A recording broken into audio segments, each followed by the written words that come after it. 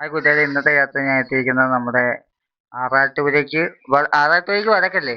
ആറാട്ടുപുഴയ്ക്ക് വടക്കും തൃക്കുന്നപ്പുഴയ്ക്ക് തെക്കുമുള്ള ഒരു ബിരിയാണി ഇതിന്റെ മുന്നിലാണ്.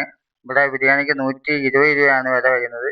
എങ്കിൽ പോലും അത്യാവശ്യം നല്ല ക്വാണ്ടിറ്റിയിലാണ് ഇക്ക കൊടുക്കുന്നത്. അപ്പൊ ഇതിന്റെ വിശേഷങ്ങളാണ് ഇന്ന് നമ്മൾ കാണാൻ പോകുന്നത്.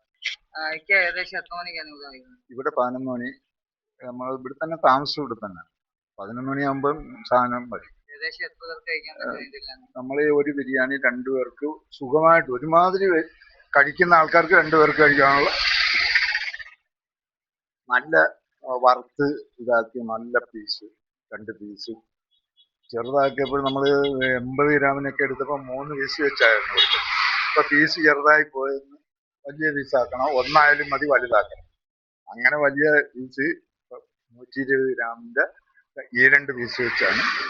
ചിക്കൻ വില കുറഞ്ഞതിന് ശേഷം അതിനു മുമ്പ് നമ്മൾ 100 ഗ്രാം വീതമുള്ള ഈ 2 പീസായിരുന്നു നമ്മൾ ഉപയോഗിച്ചുകൊണ്ടിരുന്നത്. അപ്പം ചിക്കന് ഭയങ്കര വിലയായിരുന്നു. അപ്പം 120 ഗ്രാം ഒരു പീസ്, 120 ഗ്രാം വീതമുള്ള ഈ 2 പീസ് എല്ലാ ഇതിനകത്തും എപ്പോഴും ഒരേ ക്വാളിറ്റിയിലാണ്. അളവ് വന്ന് തന്നെ.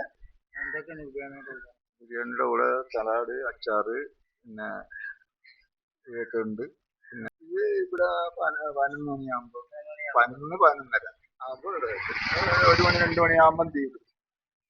പിന്നെ ചില ദിവസങ്ങളിൽ ചൊവ്വാഴ്ച ദിവസം വെള്ളിച്ചിരി ബാക്കി നമ്മൾ കുറേശ്ശേ ഉണ്ട്. പന്നിയില്, പത്തിയില്, ഏരിയിലൊക്കെ. സ്ഥലം പതിയാങ്കര പള്ളിമുക്ക്.